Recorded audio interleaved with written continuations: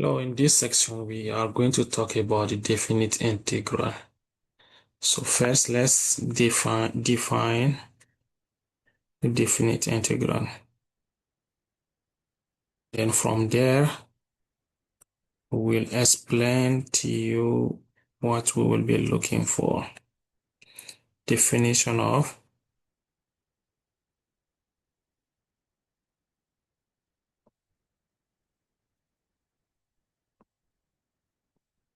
definite integral.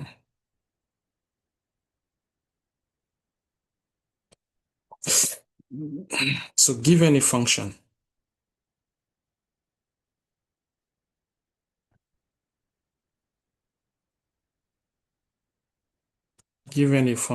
f,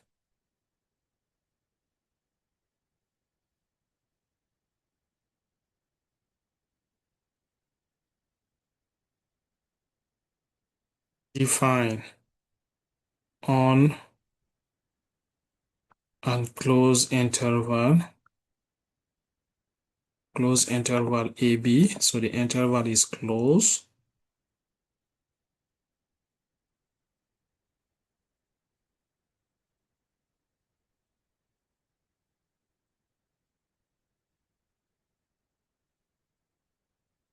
And let delta x.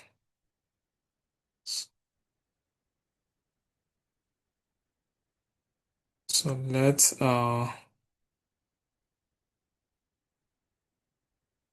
delta x be equal to b minus a divided by n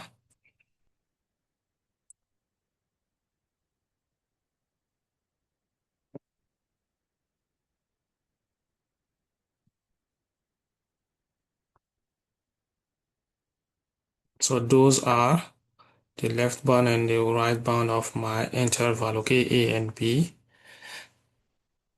And let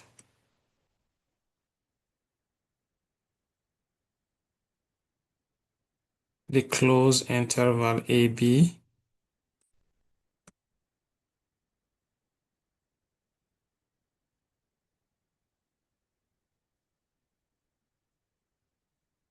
be divided into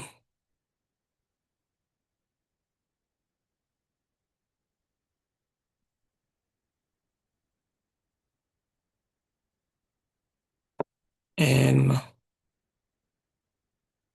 subinterval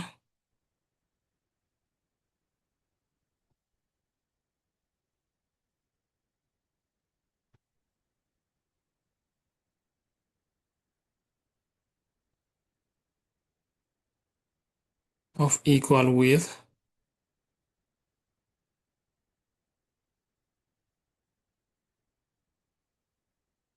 So those width, what I mean is we divide from a to b to an equal subinterval. So like x0 to x1, comma x1 to x2, comma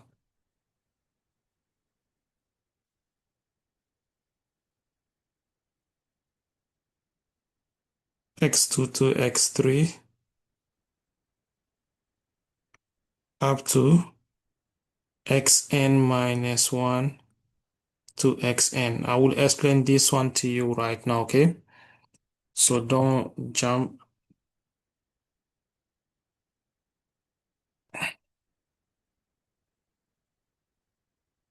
where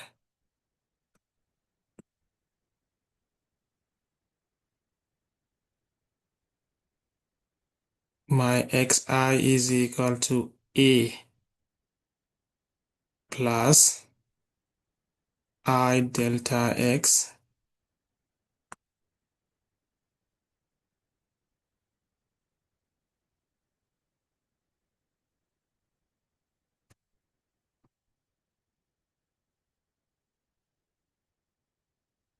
and then let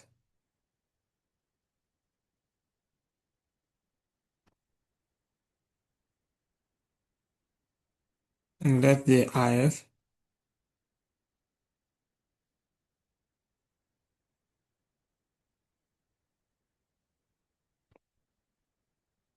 simple point satisfy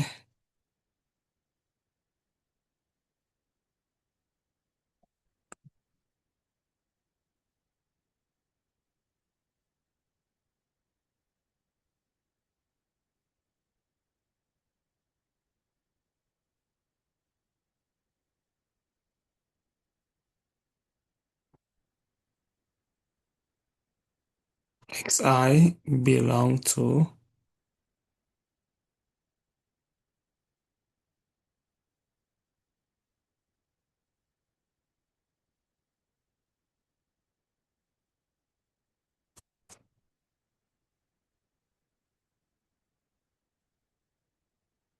xi minus 1 to xi. Then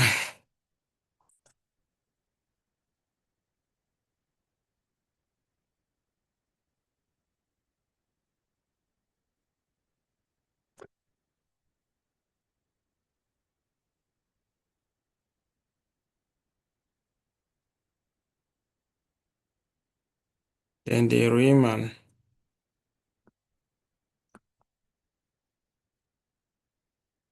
or also called the definite integral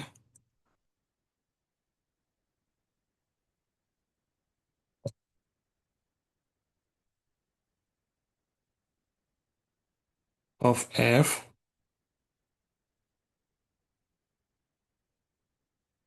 from a to b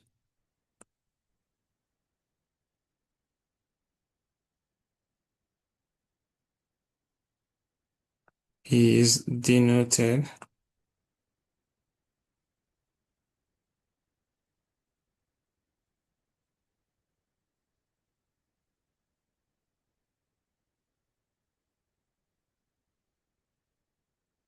or is defined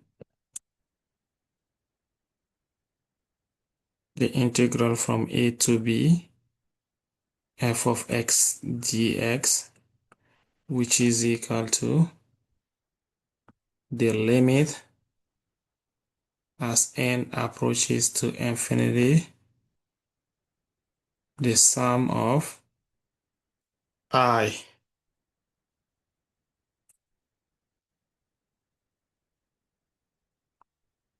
is equal to 1 to n f of xi times delta x. So this is the definition of definite integral. But we have already talked about this part on the previous section without the limit. What does the limit as n approaches to infinity mean? I'm going to explain to you right now. Like for example, we did find we found the area using the Riemann sum, right? Like for example, if I have, I'm not good at graphing, that's the problem. I'm just trying to make a sketch. So if I have to find the area of this curve from A to B, we talk about this one, we can make a sub-interval or sub-equal rectangle from A to B and find the area of each rectangle and then add them to B, approximate the area. We will not get the exact area, but we can approximate. Like for example, if I decide to divide this into 4,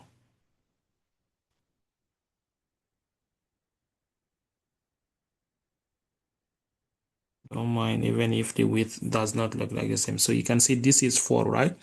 We did both left end and right end. So it's up to you. In this case, like for example, if I'm doing the left end, The left end will start from what? A, right? So the area, the first rectangle, this is the area we'll be calculating. And the second one, this is what we will be calculating. The third one, this is what we will be calculating. The fourth one, this is what we'll be calculating. So of course, you can see on the first one, we'll be calculating all of this. The second one will be calculating all of this. But the third one, just this one. The fourth one, this one. So if you do look at this one, we are not going to be calculating some area that are part of the boundary, right? So like for example, this one will not be added. This will not be added, but this part also will be added, but that's not part of the area that we are looking for. But look, if I divide, this was 4 sub-interval, but right? But what about if we make 8 sub-interval? Look.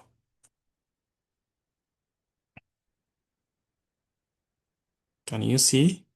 Then in that case, only this part will be added. Only this part. Right? This part will not be counted anymore. So again, you can see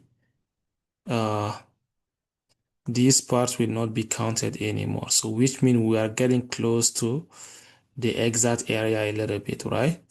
Same thing. This will be divided by 2. So only this will be counted. This part will not be counted again.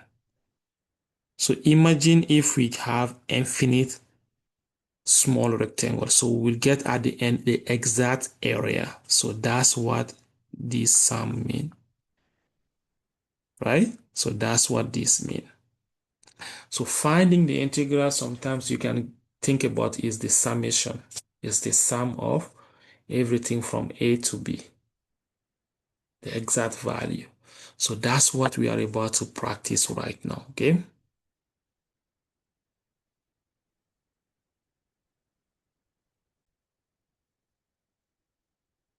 So look, if I'm asked to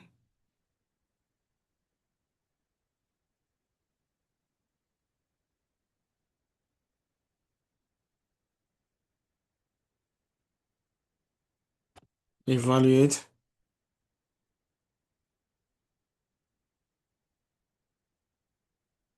a definite integral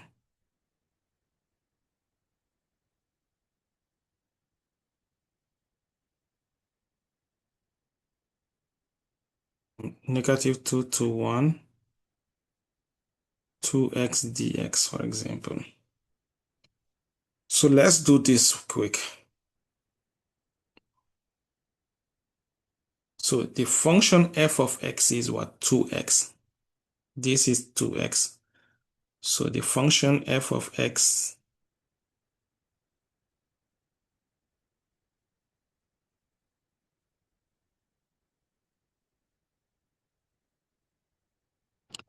and we know this is integrable from -2 to 1 because it's continuous, right? Is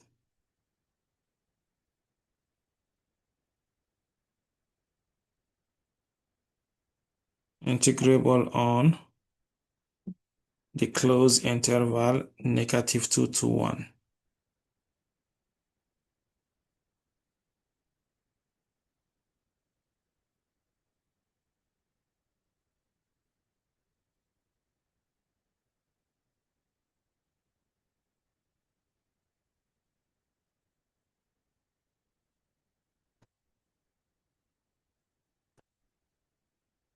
Right?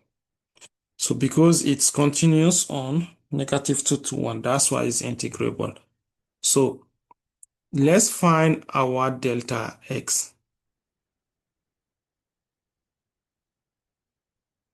You remember we said delta x is b minus a divided by, and what is our b? 1. What is a? -2. So this would be 1 minus -2 divided by n.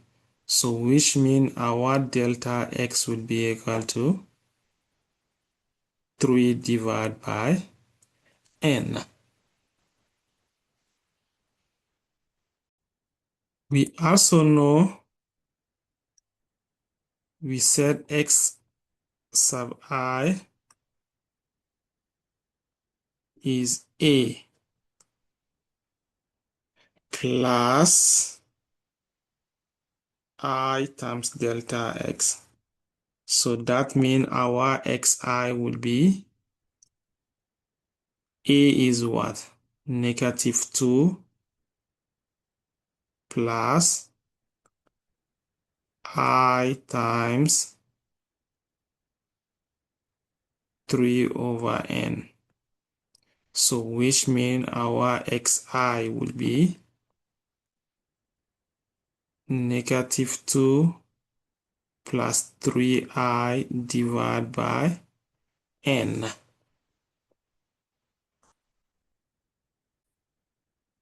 So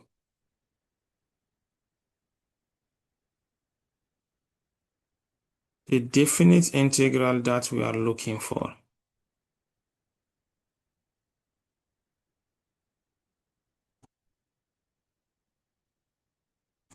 which is given to us, negative integral of -2 to 1,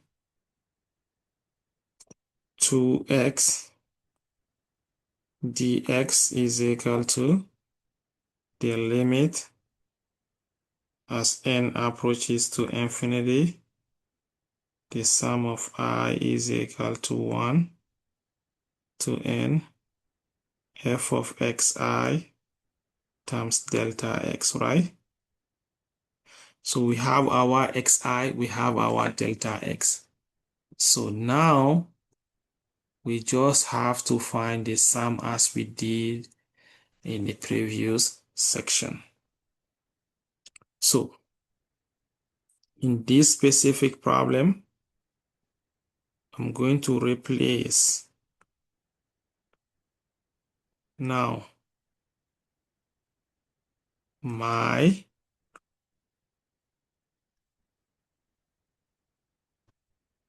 delta x and xi, f of -2 plus 3i divided by n times delta x, which is 3 divided by n. So if I replace, f of x is what? F of x is 2x. So if I replace my x by -2 plus 3i over n, this is exactly what I will get.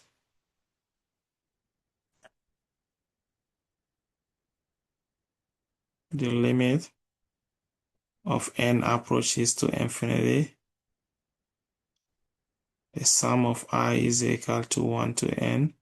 So f of x is 2x, right? This 2x, so we are going to replace x with -2 plus 3i divided by n. So which will be the red color. So we have 2 parentheses. I will plug my -2 plus 3i divided by n times 3 to the power of n.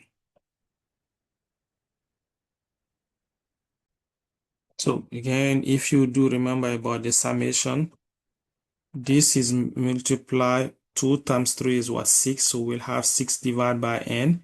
There is no I on that, and that are multiplied by this one, so we can take it out. Let me go step by step so you can see what I mean. N the sum of I from 1 to n. These 2 times 3 divided by n would give me 6 divided by n times negative 2 plus 3i divided by n. So if you do remember about the summation properties, we can take this 6 divided by n out in front of the summation. So this is exactly the same thing as the limit as n approaches to infinity, 6 divided by n times the sum of I go from 1 to n, negative 2 plus 3 divided by ni, right? If anything does not make sense, please stop and think, okay? So now, same thing on the properties of summation again. I know I can set this is the limit as n approaches to infinity, 6 divided by n. I'm going to use brackets, the summation of I from 1 to n, negative 2 plus the summation from I is equal to 1 to n, 3 divided by n times I. You do remember this one, right? N, keep going. I'm going step by step so you can understand. This is same thing as the limit of n approaches to infinity, 6 divided by n bracket the sum of I is equal to 1 to n of negative 2 plus I can take this 3 divided by n also in front of this summation right here. So which will be plus 3 divided by n, the summation of I is equal to 1 to n of I. And I believe you should know why I did that, because we have the summation formula for both of these two. That's what I need to get to be able to use my limit. The negative 2 is a constant. So this will give me the limit of n approaches to infinity, 6 divided by n. The sum of I from 1 to n of negative 2, since negative 2 is a constant, that will give me negative 2n plus this 3 divided by n, the sum of I from 1 to n of I. Why did I close this bracket?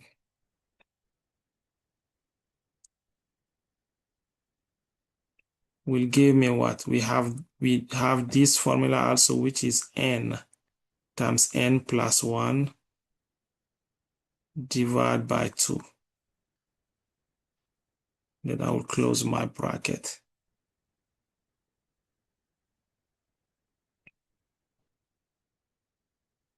So we can see,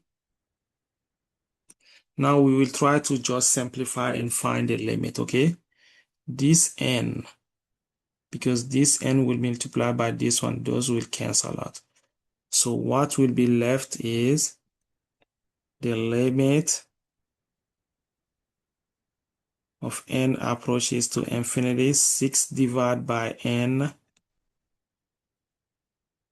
negative 2n. I will distribute these 3 inside, so I will have plus 3n plus 3 divided by 2, right? Again, I will distribute this 6 divided by n inside the bracket.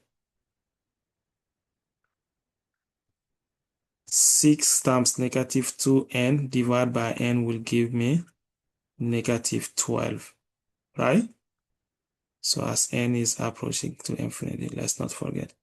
6 times 3n is 18n. So plus 18n plus 18 divided by 2n. So we can break this one down. So which will be the limit as n approaches to infinity, negative 12.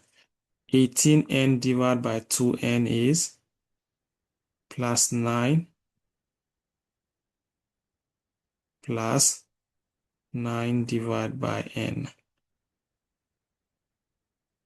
You see, if I find this limit will give me what? Of course, I will first have the limit as n approaches to infinity. Negative 12 plus 9 is negative 3 plus 9 divided by n. 9 divided by infinity is what? 0. 0 minus 3 is negative 3. So my answer will be negative 3. So that means if I'm asked to find the integral, the question was negative 1, 2x dx. That means the answer will be give me negative 3. So this is what we have to use. So you can see this is a long step, right?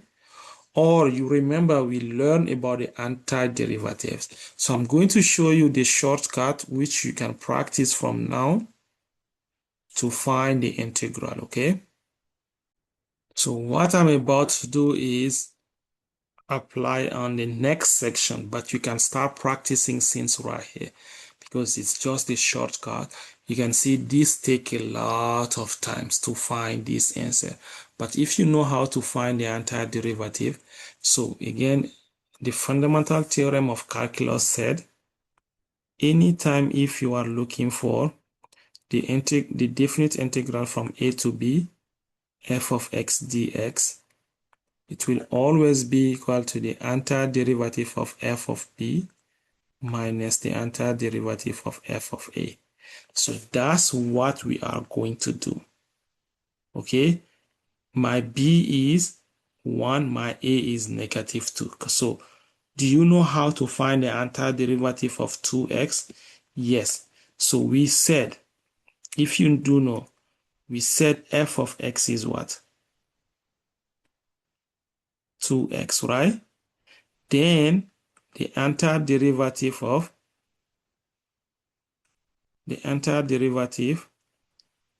2x is what? X squared. You need to know it does not matter which constant you add. If you want to add constant, leave it like this, you will still get the same answer. Do you understand? So adding the constant does not change. So what will be our f of? So this means this solution will be what? F of b minus f of a. We know b is 1. So let's find f of 1, which will be 1 squared. So that means f of 1 is what? 1. And let's find f of negative 2, which will be negative 2 squared. This means f of negative 2 is what? 4, because negative 2 squared is 4. So can you see our f of 1 minus f of negative 2 will be what? 1 minus 4, which is exactly negative 3. Isn't this beautiful? From all these steps that we have done to be able to find this integral, we could just use the antiderivative to find based on the fundamental theorem of calculus. So by saying this one, you need to practice. Okay?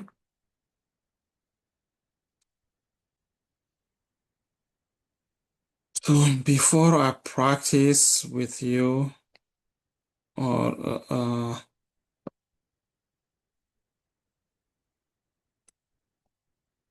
So like for example, if I'm asked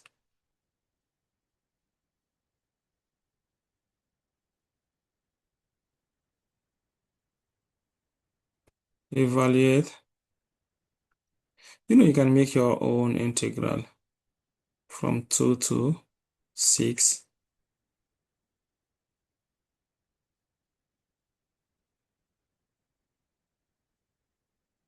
3x squared minus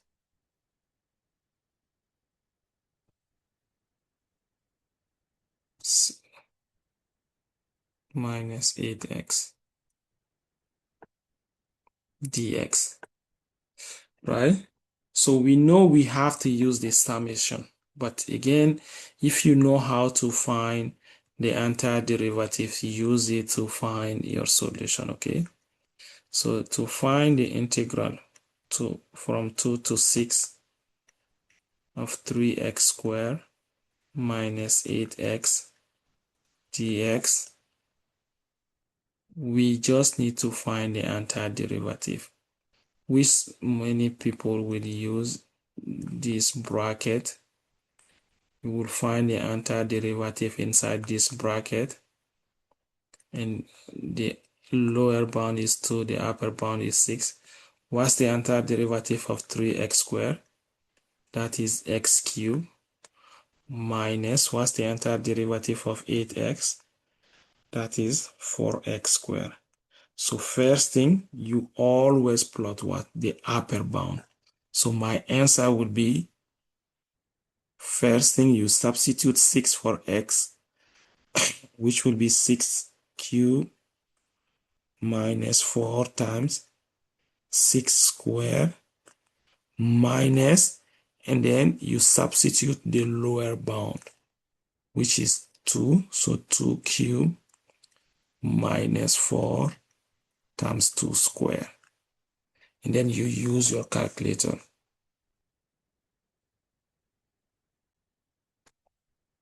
So 6 cubed minus 4 times 6 squared will give us 72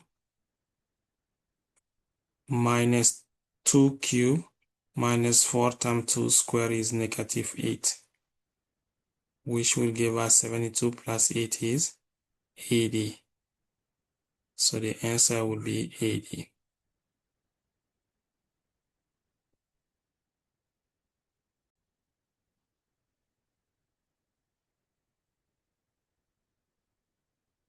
So let's do to this theorem, which is the definite integral as the area.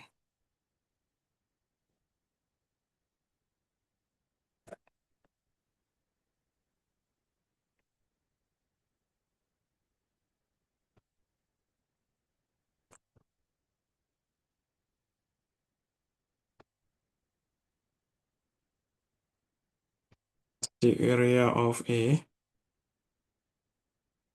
region.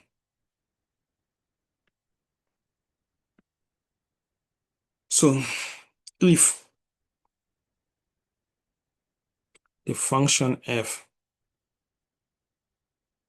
is continuous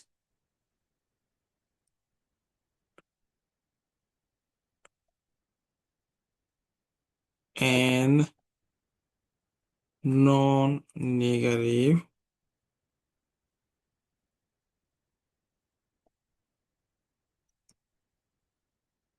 on the closed interval,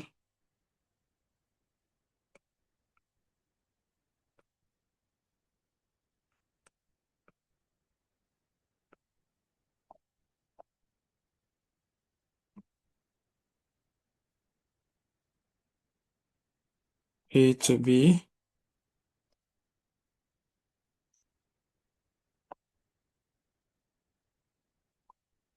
then the area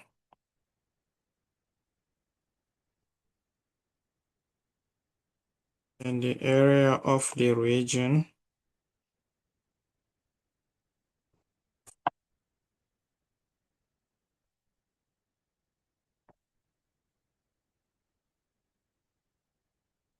bounded by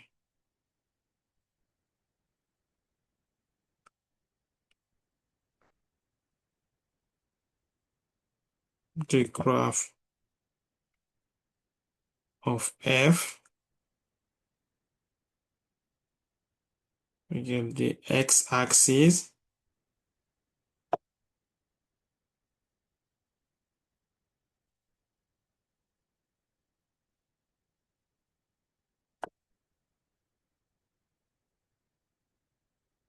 and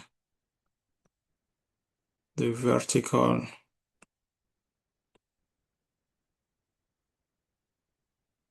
line x is equal to a and x is equal to b.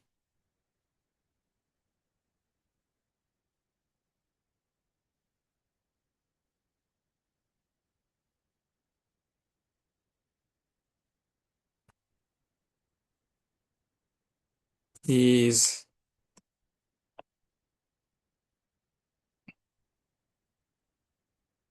the area is equal to from a to b f of x dx.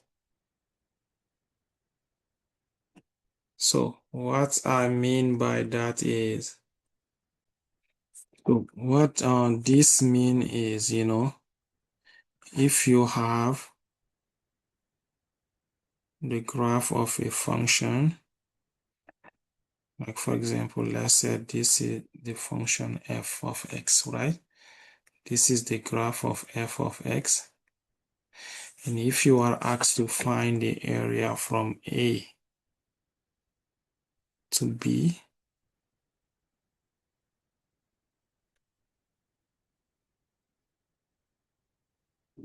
see this area, right? And of course, you need to know the function has to be continuous from A to B. That's one. And f of x has to be positive, which means it has to be above the x-axis, right? The graph has to be above the x-axis, because if it's below, like for example, if I have to find this area, that's below, right? Or we know the function is negative below. So there is another technique to find that. If you are calculating, the area is always positive. The area is always positive. So you need to make sure you pay attention on that. So to find this area, you just have to find the integral from a to b f of x dx. So now let me give you some properties about integral, okay? These are some properties about integral, okay? That you need to know.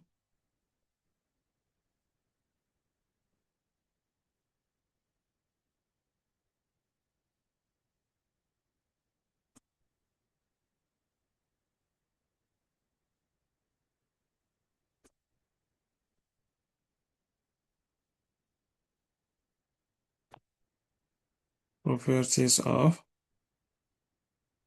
definite integral.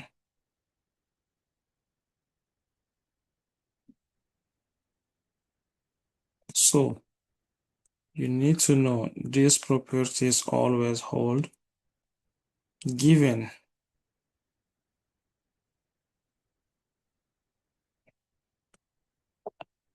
the integrable function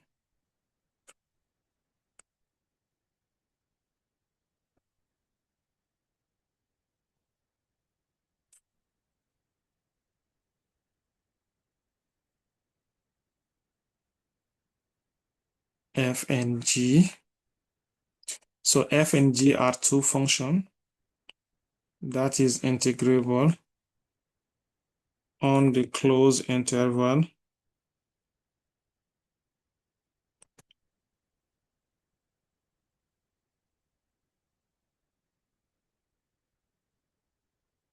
a to b.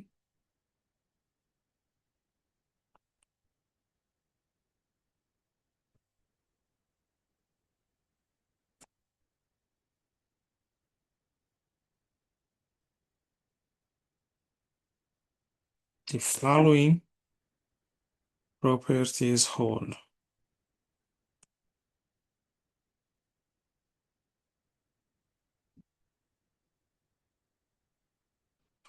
1.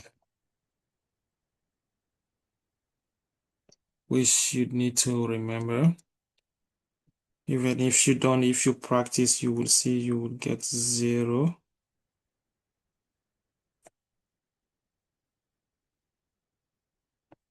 So the integral from a to a f of x dx is always equal to 0.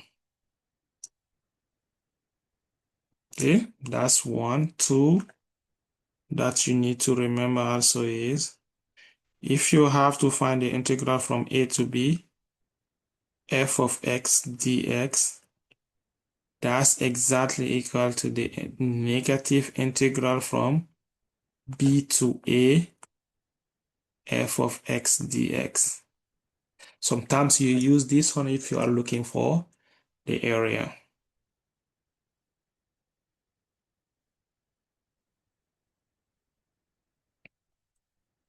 And 3, the integral from a to b, f of x plus or minus g of x dx is exactly equal to the integral from a to b, f of x dx plus or minus the integral of a to b g of x dx. So if it's plus, it will be plus. If it's minus, it will be minus.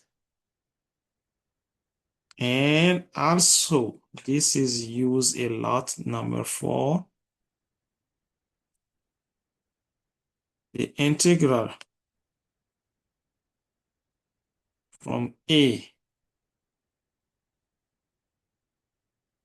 to c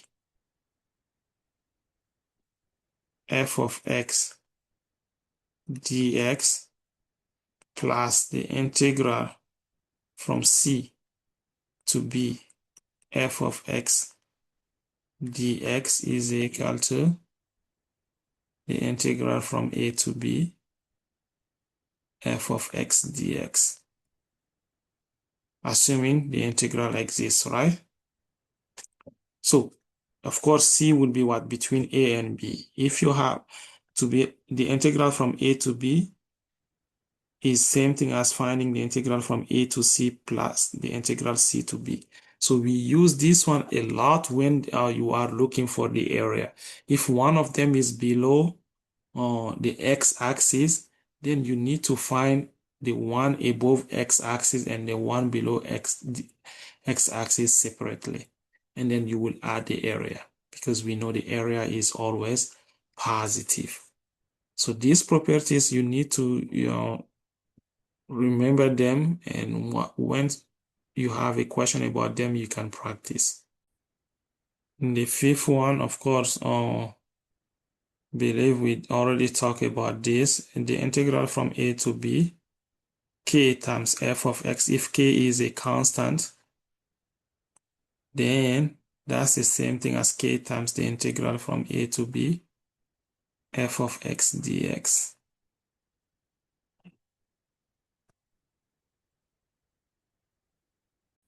Let's do a quick example.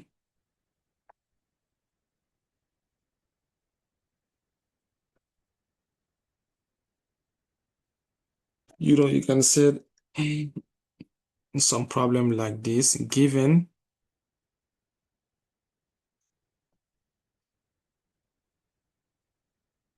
the integral of f of x dx with the lower bound 0 to 5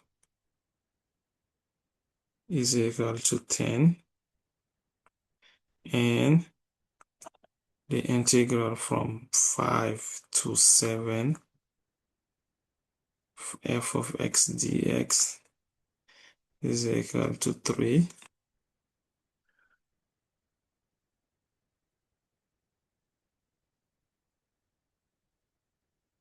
Evaluate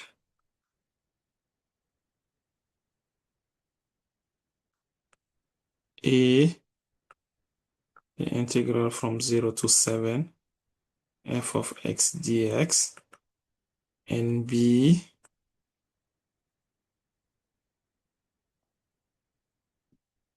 the integral from 5 to 5 f of x dx. So let's do this too quick and see if you remember. So for a, the integral from 0 to 7 f of x dx. Since that is not given to us, we can break it down. This is same thing as the integral from 0 to 5 f of x dx, right? Plus, and then the integral from 5 to 7 f of x dx. This is what? 10. The integral from 0 to 5 f of x dx is 10, plus the integral from 5 to 7 f of x dx, which is 3. Then our answer will be 13. It's easy, right? You just need to remember about the properties. And B,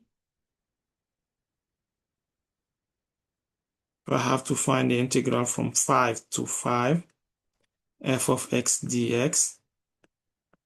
What will be the answer? 0. Because remember, it will be what? F of 5 minus f of 5, which is 0. Right?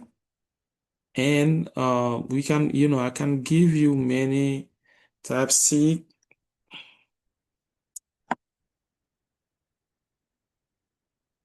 If I'm asked to find the integral from 0 to 5, 8 times f of x dx, then I would just say what? My answer would be 8 times the integral from 0 to 5 f of x dx.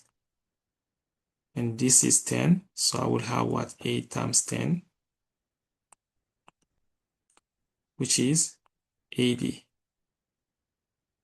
So we'll stop this one right here, practice, and let me know if you have any question on the comment section.